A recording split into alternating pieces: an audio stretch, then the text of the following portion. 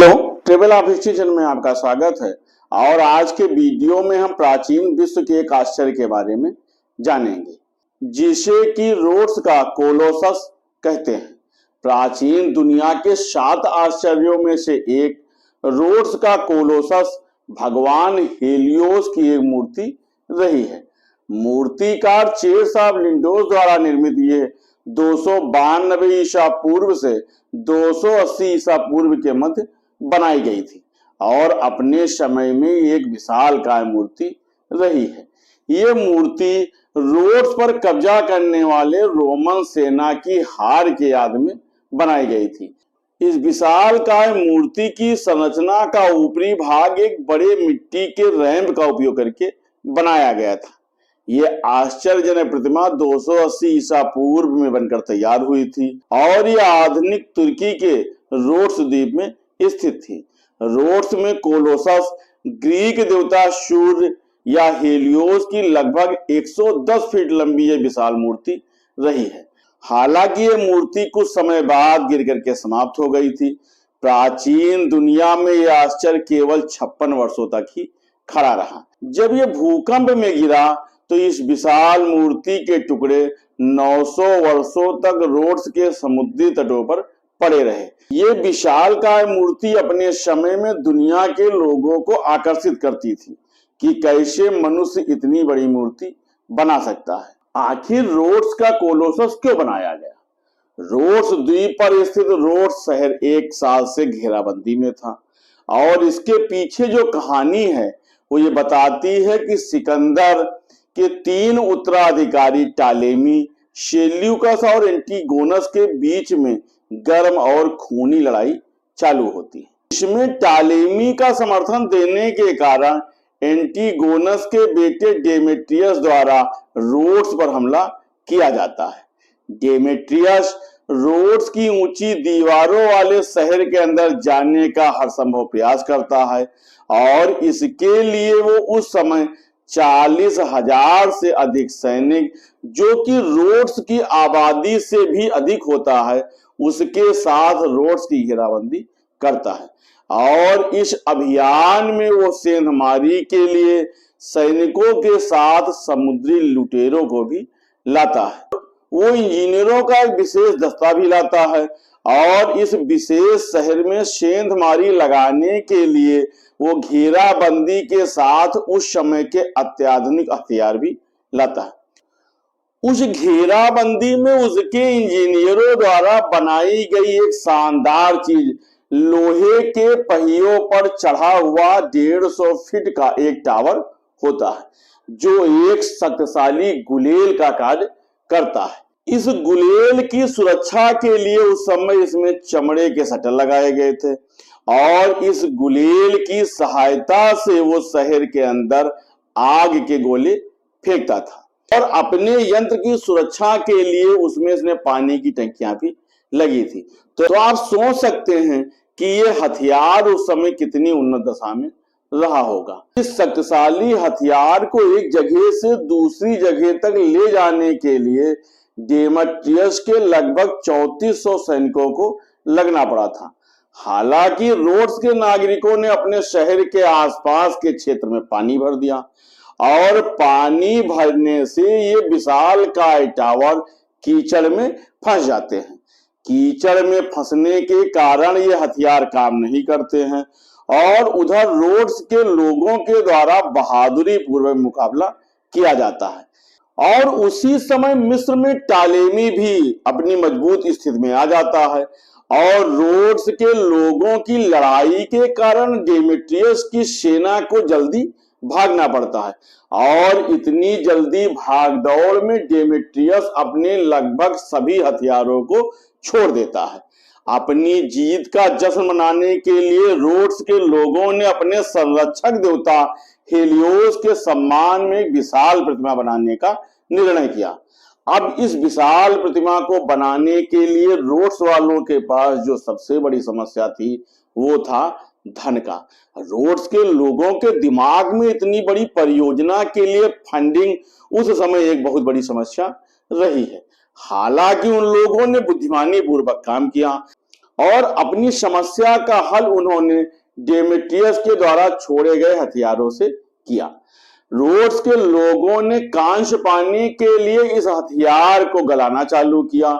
पैसे के लिए अन्य छोड़े गए हथियारों का उन्होंने प्रयोग किया और उसकी बिक्री करके उन्होंने काफी धन इकट्ठा किया। इसके बाद सिकंदर के मूर्तिकार लिपियस के शिष्य और लिंडोस के मूर्तिकार चेर्स के द्वारा इस विशाल प्रतिमा को बनाने का कार्य प्रारंभ किया गया।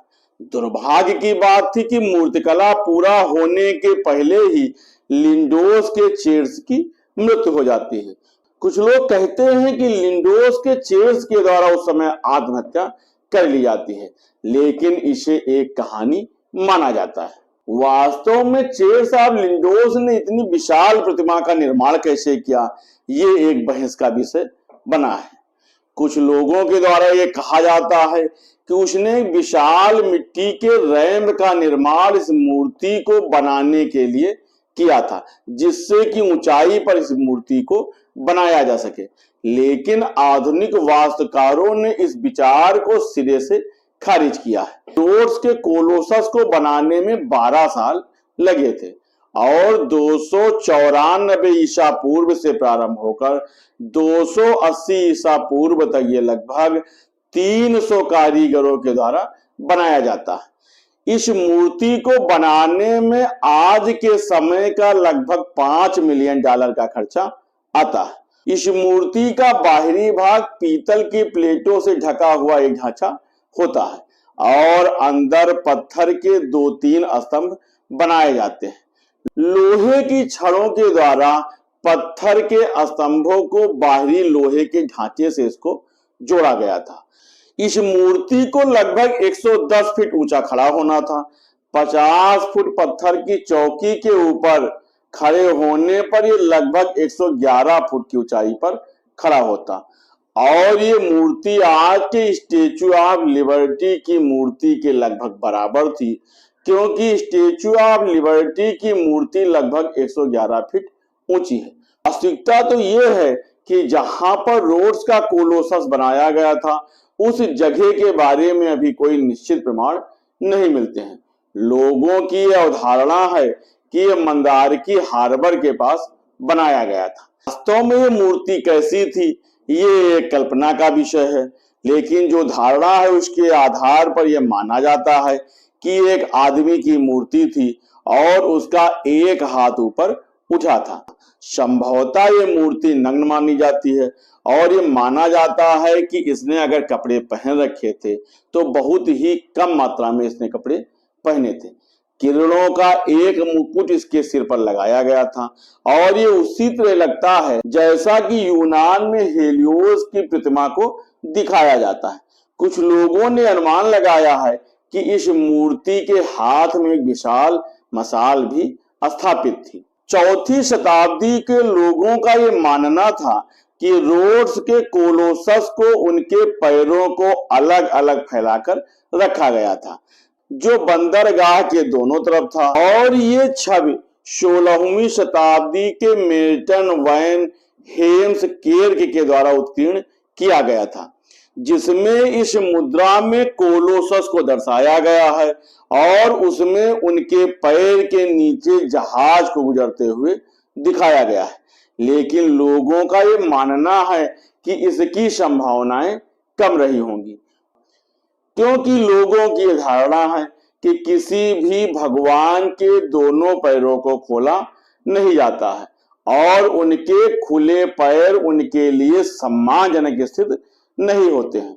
दूसरी धारणा ये भी है कि इस मुद्रा में बनाने पर बंदरगाह को लगभग वर्षों तक बंद करना पड़ता और ऐसी संभावनाएं नहीं है कि बंदरगाह को इतने साल के लिए बंद किया गया होगा।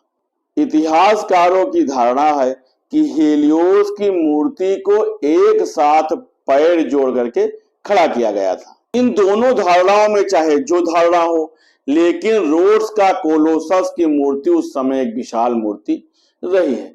56 वर्षों तक रोड्स का कोलोसस देखना एक आश्चर्य का विषय रहा है। 236 ईसा पूर्व में रोड्स में भूकंप आता है और इस भूकंप में ये मूर्ति गिर जाती है। ऐसा कहा जाता है कि मिस्र के राजा टालेमी तृतीय ने कोलोसस के पुनर्निर्माण के लिए भुगतान की पेशकश किया था, लेकिन रोड्स के लोगों ने परामर्श के बाद इस मूर्ति के पुनर्निर्माण न करने का फैसला किया था, क्योंकि उनका यह मानना था कि किसी तरह से इस मूर्ति ने वास्तविक हेलियोस देवता को नाराज कर दिया है और इसी कारण यह मूर्ति गिर गई है। और देवता के नाराज होने से मूर्ति गिरने के कारण अब इस मूर्ति को दोबारा नहीं बनवाना चाहिए। मूर्ति के अवशेष 900 साल तक रोड्स के तटों पर पड़े रहते हैं।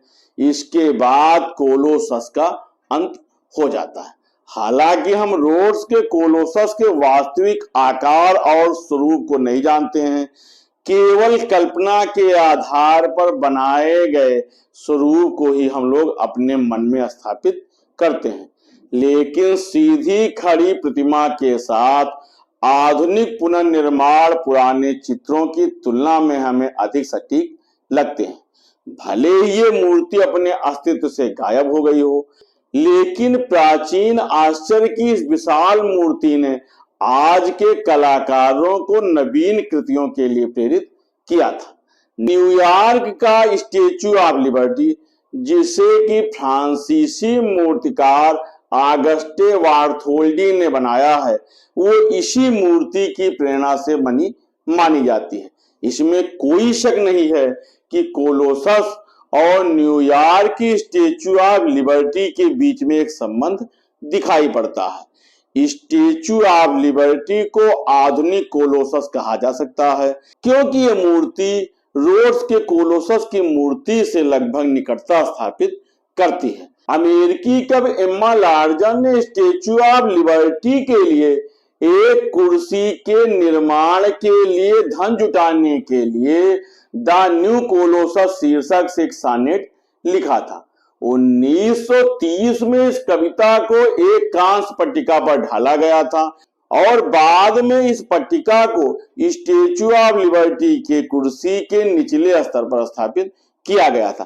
तो इस आधार पर यह माना जाता है कि स्टैच्यू ऑफ लिबर्टी रोड्स के कोलोसस देवता की मूर्ति से ही प्रेरणा लेकर के बनाई गई थी और लगभग उसकी प्रतिकृति हमें स्टैच्यू ऑफ लिबर्टी में दिखाई पड़ती है। दोनों ही स्मारक स्वतंत्रता के प्रतीक के रूप में बनाए गए थे।